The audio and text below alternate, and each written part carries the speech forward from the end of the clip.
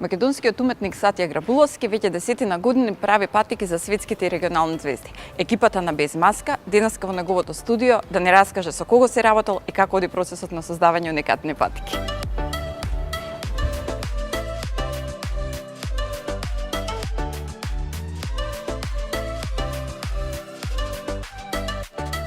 Како први гости во нашето студио. Прв пат го отвараме за камери. Одлично, баш ми е мило што сме денеска тука. Кај ќе се сместиме? Каде сакаш?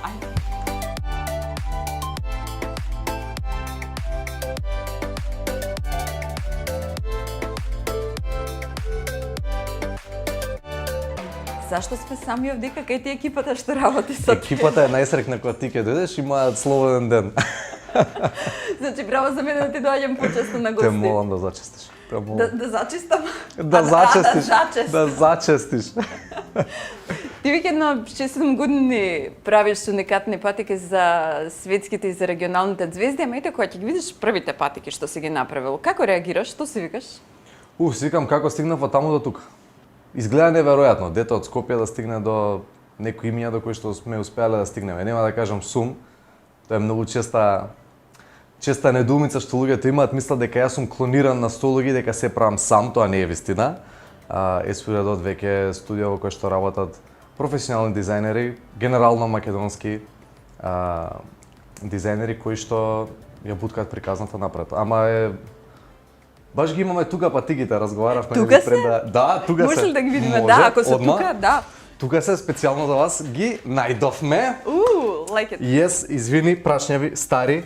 Добра, и се патики кои што се направени пред 7 години со обичен маркер. Од каде тргна идејата, еве, кога почнуваш, уствари, целата приказна, мислам дека јавноста дозна за тебе пред неколку години кога Андреа Лекич и Тимур Дибиров игра истата година во Final Four Вардар, кога беше женската и машката екипа и двајцата носеа твои патики. Тогаш мислам дека јавноста прв пат дозна за тебе. Меѓутоа, од каде почна приказната со Есфидадот?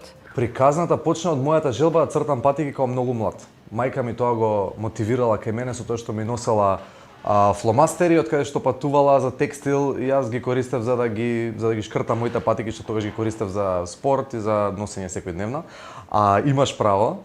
Разликата помеѓу тоа да ме знаат подобро и тоа да ме знаат полошо беше титулата на Вардар. Тимур Дибиров мислам дека предпоследниот шут го промаши. За во последниот напад Вардар да даде гол за победа и да се поклопа така коцките да најдобрата фотографија нехев биде од последниот влез на Дибиров каде што многу јасно се гледаат патиките. Тоа да отиде вирално, имаше повеќе од 11.000 лајкови на таа фотографија и клопчето почна да се одмотува. Некои работи се поклопиле. Мислам дека и Андреа имаше слики кај што ги покажуваше патиките, беше наведната ги покажуваше патиките како среќните патики за. Андреа е фантастична девојка, фантастичен спортист и ми даде толку многу ветар во грб да цел живот ќе бидам благодарен.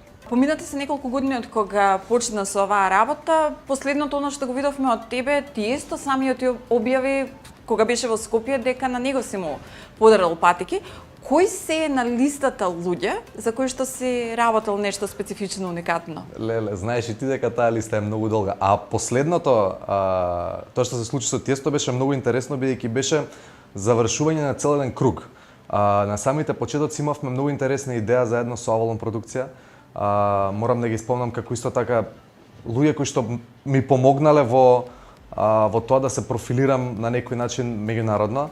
И 6 години после првиот голем настан каде што Аксвел на неговото гостување тука ги зеде и ги облече патиките што ги спреми за него, се случи Тиесто, со тоа што сега веќе начин на кој што се тоа се договара е поразличен. Да, тоа ми е следното прашање. Како беше на почетокот кога уствари пробуваше да се пробиеш и да стигнеш до некој од тие звезди, а како е сега кога веќе контактите се тука, твојата работа зборува за тебе? Се уште истите луѓе се виновни за тоа. Морам да ја спомнам Ивана Нолчева која што од почетокот ми врати имејл кога никој не веруваше во мене.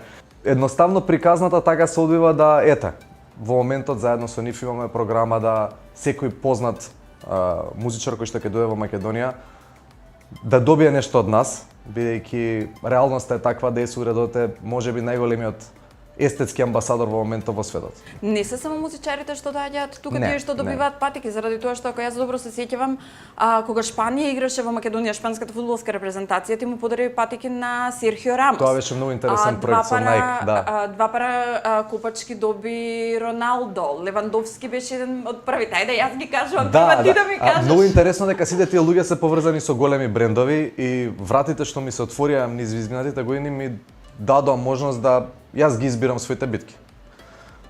Доколку сакаме да работиме за Роналдо, разговараме со Nike и заедно со Nike правиме нешто за Роналдо. Значи Nike е конекцијата помеѓу тебе и Роналдо. Конекцијата се нашите добри контакти што ги имаме кроз свет. Веќе се сведува на тоа. Контактите го прават еден бизнис успешен или помалку успешен, но да, брендовите генерално ни даваат ветар во грб, бидејќи без нив ова не можеме да го правиме. Сепак користиме патики кои што се нивно производство. Тука има многу авторски права. Самите спортисти се заштитени со договори и не можеме да правиме баш што сакаме, но буткаме, се трудиме. И Рамос, Роналдо го спомна, Левандовски кој што е веќе мој пријател, Зелински, нашите сите супер дечки од Елмас, Несторовски, Пандев секако, морам да го спомнам Мантич. Од музички звезди го спомна Тиесто, можам да ги споменам цела DJ естрада, почнувајќи од Робин Шулц, Нерво, Стив Аоки е мој личен пријател веќе. Имаме повеќе од 300, ако не се лажам, селебрити со дали ста. Майли Сайрус, Дуа Липа секако, да. Зендеја, Джейми Фокс. Во еден наш неврзан разговор пред многу години ти ми кажа дека за Дуа Липа си правел патики за еден од незините први спотови, кои што може да се видат малку во спотот, кога уште не била Дуа Липа позната светски како што е денес. Да, тоа е еден од првите спотови што ја снимам во Приштина. Пред нејзината кариера да отиде глобално и се уште сме супер пријатели. Заедно со Дуги Липа и нешто ново се спремаме повторно, за тоа не смеа да се збори, знам дека ова е клише, ама се уште не смеам за тоа да разговарам, ама се навистина многу луѓе кои што знаат да ценат уметност. Ме изненадуваат звезди кои што ни делуваат дека се енормни звезди, што се многу скромни. Големите звезди се поскромни од обичните луѓе. Добро, ти си долги години во оваа работа, значи дизајнираш, ги испреќаш патиките, меѓутоа еве, кога црташ за Роналдо, кога црташ за Леброн Джеймс исто така, да. Колкав е притисокот или колкава е возбудата дали тоа ќе го направиш како што треба, дали ќе им се допадне или веќе си во фаза кога црташ како да црташ патики за пријатели? Од почетокот одлучив дека нема да се оптоварувам со имиња. Името на тој што ќе носи нешто што ќе направам, односно што ќе направиме, мене искрено не ми менува. За сите го давам истиот ефорт, од почеток до крај. Некогаш да, искрено, раката се тресе повеќе од колку што обично се тресе. Па да му работиш патики на Леброн Джеймс психички е многу тешка работа. Ти имаш тука еден пар патики кои што се уште не се испратени. Точно. Ајде покажи не ги тие. Многу ексклузиви, многу ексклузиви. Извини што да станува, меѓутоа да. Каде ќе ги отвараме? Да ги отвараме. Ајде дај ги тука. Ајде.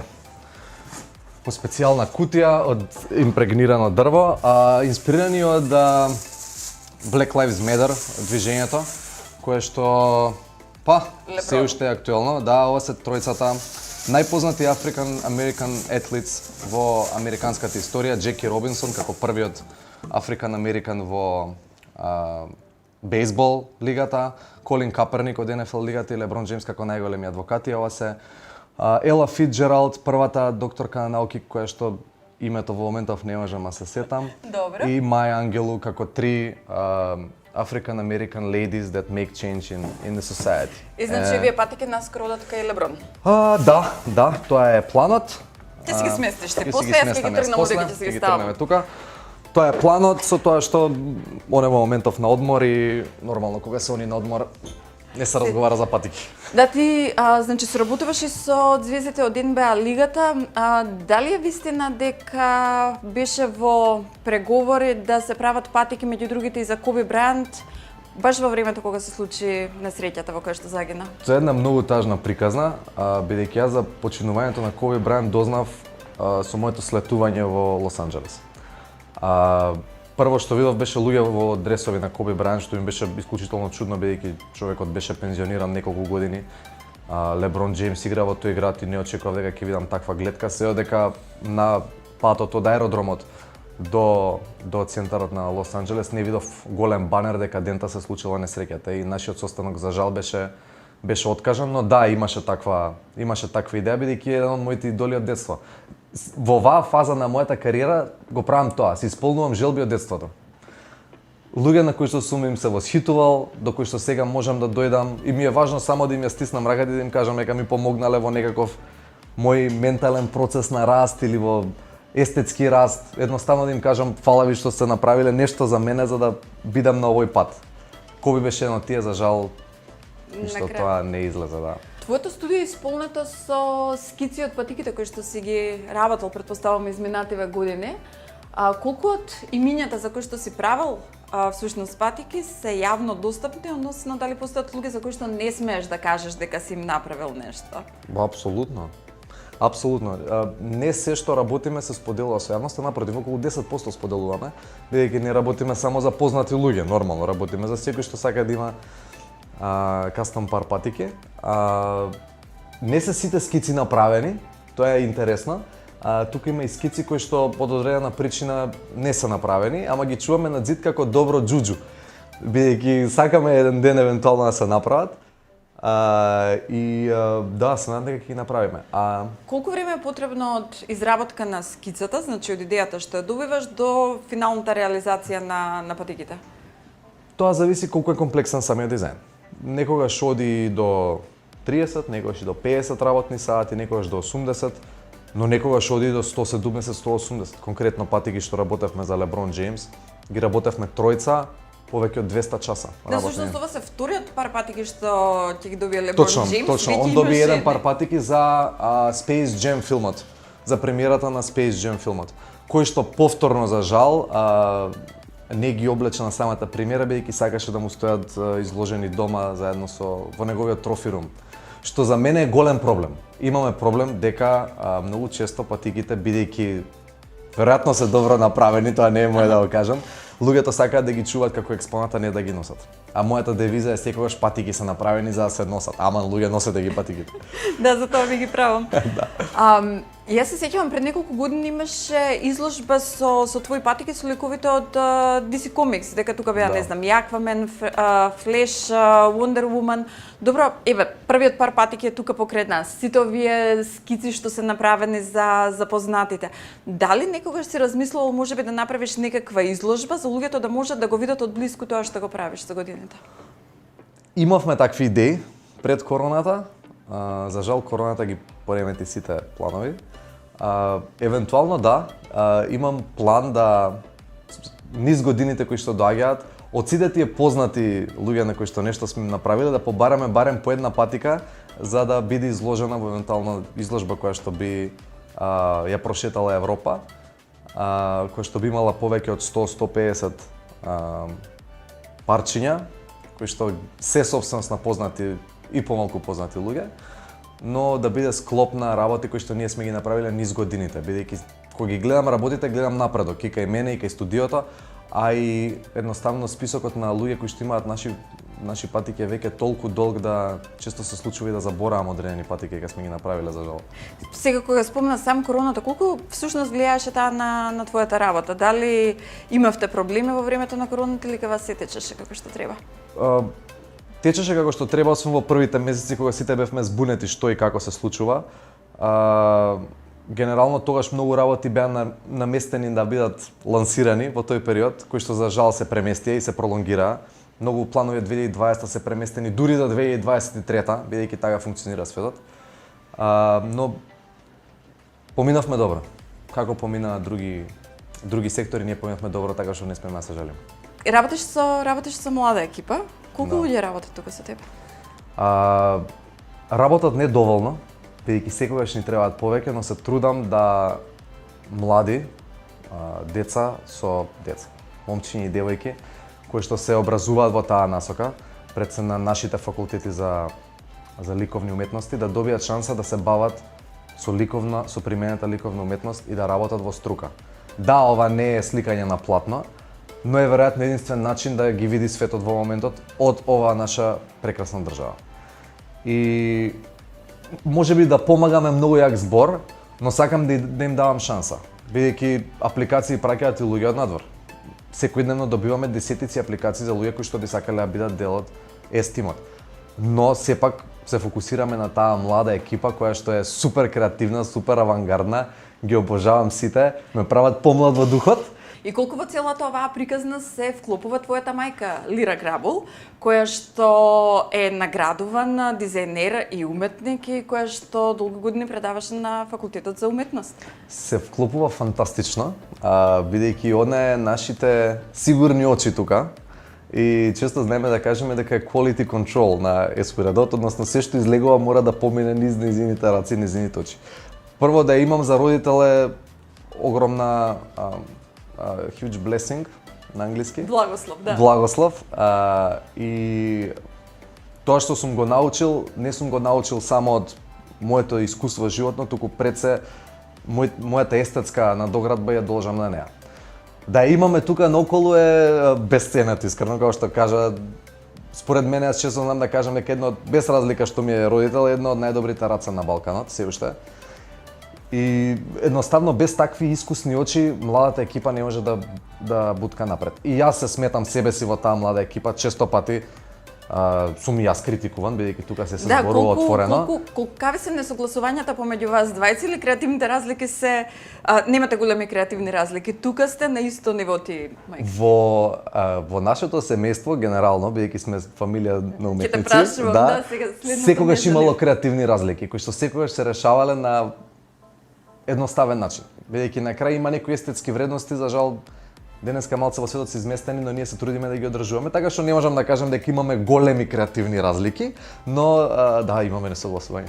Малкумина знаа дека твојот дедо е Јордан Грабул, значи човекот кој што го дизајнираше Македониумот, а баба ти Искра дека го правела ентериерот на. Двајцата се коавтори на Македониумот, да. И често пати тоа знае да е притисок. Колку често одиш тамо? Колку често го гледаш Македониумот или не се сеќаваш кога последен пат си бил? Не се сеќавам кога последен пат сум бил, од причина што мислам дека како држава недоволно се грижиме за нашето културно наследство. Знам дека сега има некакви обиди од релевантни институции да се обноват делови на Македониумот, но последен пат кога бев, затекнав училишна клупа внатре во Македониумот на кој што се продаваа мали кукличиња. Сувенири некој? Да, што според мене е навреда за авторството на Македониумот. Едноставно треба да одам почесто и се надам дека ќе одам, но исто така се надам дека ќе успееме како семејство да направиме нешто да тој печат на Грабул на Македонија остане во светлото како што го замислиле баба ми и дедо ми. Колку си горд на семејното наследство што го имаш? Исклучително горд, но е и бреме. Бидејќи да си во иста, ајде не е професија, но да си во иста линија на работа со твоите баба, дедо па и мајка, со презиме што е релативно познато по тоа што го правеле во минатото, а и во блиското минато, е гордост, но мора да се оправда. Да, ти ми кажа за баба ти дека го дизајнирала интериерот на првото кафеле во Скопје, а дедо ти го има направено споменикот на Калев. Што си има во нивните биографии? Нивните биографии се многу подолги од тоа што имаме време во емисијата, но генерално се трудам да еден ден можам да кажам дека и мојата биографија барем приближно ќе биде како нивната. Би се доближила до нивните. Ти пред неколку години беше со твојата мајка бевте во Њујорк заради тоа што Македониумот беше на изложба во МоМА, најпознатиот музеј во Њујорк. За каква изложба стануваше збор? Стануваше изложба за архитектонски решенија од постјугословенските територии, пред се инспирирани од брутализмот како естетски правец. Македониумот беше една од ретките архитектонско / уметнички дела таму. И можам да кажам дека вниманието кое што општо сите представници од целиот регион, од кои што од Македонија имаше и останати дела, го добија беше непроценливо. Поголема презентација на македонската уметност од тоа до сега и во изминатите 15 години не можам да се сетам дека имало. И Беше убаво да бидеш таму, беше убаво да бидеш македонец таму и ми беше чест искрено да бидам на таква изложба и поттик да продолжам да буткам напред. Еден од луѓето со кои што се работуваше тату артистот Горан Микиќ. Да. И денеска ќе отидеме да направиме малку муабет со него, затоа јавимо се на Горан и најавиме дека одиме и ние тргаме натака. Тргаме, он е еден од најдобрите тату артисти кај нас, а и во светот. Едноставно се најдовме по таа линија, бидејќи многу малце луѓе од Македонија работат светска сцена и зошто не си го чуваме грбот кога сме толку малку. Така што му звониме сега и одиме кај него. Ајде.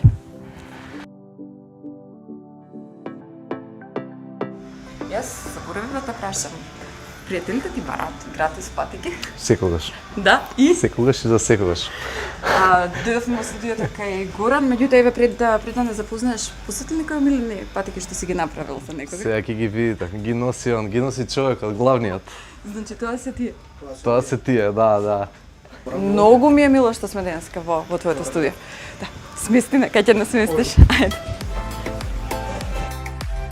Јас сум прв пат кај тебе во студио, е многу пријатно место. Се свија. Кој си има дојдено дека не из годините? Мислам дека сите Кој нема? покажуваат дека доаѓаат кај тебе да им направиш татуаж. Кој нема, буквално сите има дојдено. Цела естрада, познати, непознати. Тука сме денеска заради твоето пријателство, меѓутоа и соработката со Сатја. Како почнавте вие двајца да се дружите? Па види, главен виновник за тоа е Перо Антич. Морам да го спомнам. Он имаше конекција меѓу нас, не спои и понатака почна цела соработка. Тоа беше некако, ствари во последниот период многу често гледам кај тебе на Инстаграм како луѓето добиваат патики со твој подпис и со подпис на Сатја, костурот, скелетот што го гледаме. Не, истиот, ама сличен. Како дојде до тоа скелет да биде заштитниот знак на Горан? Па види, тетовирањето е познато по тоа, ајде да кажеме, од порано по лобањи, по ружи, по тие работи. Рековме ајде да направиме некои тетовирани патики да би можеле да бидат препознатливи меѓу нас. И така се договоривме со Сатја, викам ајде ќе направиме селекција и така почна све. Тие не слични такви патики сега скоро му поклони на Панчо. Добро, како реагираат луѓето кога ќе ги видат патиките? Па ете и Панчо како изреагира, така да сите се со тоа burning. Многу воодушевени. Ти си еден од најпознатите, ако не и најпознатиот тату артист кај нас, меѓутоа, оно што луѓето можеби не го знаат за тебе е тоа што освен што тетовираш тука, ти често одиш и во странство. Да, што те врзува за странство? Каков тип на? Па, странство, ајде ќе напоменам Америка, сум таму сега повеќе, така да тука и таму сум многу различен свет, е тоа многу различно искуство, али дома си е дома. А тетоважот е, претпоставам, не лично искуство, секој сака да стави нешто што е својствено за него. Колку се барањата или колку се идеите на луѓето во Америка конкретно и кај нас, различни или приметуваш дека луѓето сакаат исти работи? Па веќе почна да сакаат исти работи, пошто целиот свет нели гледа Инстаграм, Фејсбук и се води според тоа, сакам ова, сакам она, више нема да бараат по каталошки, него конкретно више доаѓаат со идеја и гледаат што е добри квалитет. Колку најдолго траело еден процес на тетовирање на Тоа тетоваж? зависно од човек, од кожа, од Лично ти што си правил, значи 12-13 сати не повеќе. без престан цртање. Колку долго тетовираш и оно што ме интересира, дали на почетокот уствари како учеше да тетовираш? Претпоставам дека директно не почна да Беше тетовираш одамна, луѓе. пред 16 години више тетовирам. За жал почнав да тетовирам луѓе тој Директно? период, да, за жал ќе кажам, пошто тоа беше други машинки, Добре, друго како време, изгледа така тие тетоважи? Успешни беа барем на почеток? тогаш не беа, али меѓутоа тоа се коригираше со тек на години и се доведе до добар квалитет. И која некоја тетоважа која што на тебе ти оставила посебен впечаток, која што си ја работел за некого? Па Сигурно има моментално нешто. немам, бидејќи секоја тетоважа гледам да направам подобро од претходната. Така да Тетовирањето како процес се учи, се надградува. све е школа, све се учи, меѓутоа треба и талент да имаш. Кажи ми уште, еве, сосема за крај, што е следно во соработката со тебе и со Сатја? Претпоставам дека вие сте чисто заедно тоа и нема разговарате. Да, тоа може ќе видите многу наскоро, али таргетот Зашто не Тоа е кажуваш? таргетот Америка. Тоа е тоа. Значи, одите на пазарот Одиме на таму. Горан, јас ти благодарам Никаков за проблем, времето мило ми што беше. го одвои, а следно ќе ти дојдам да ми стетовираш. Добра денес. Фала ти уште еднаш. Никако.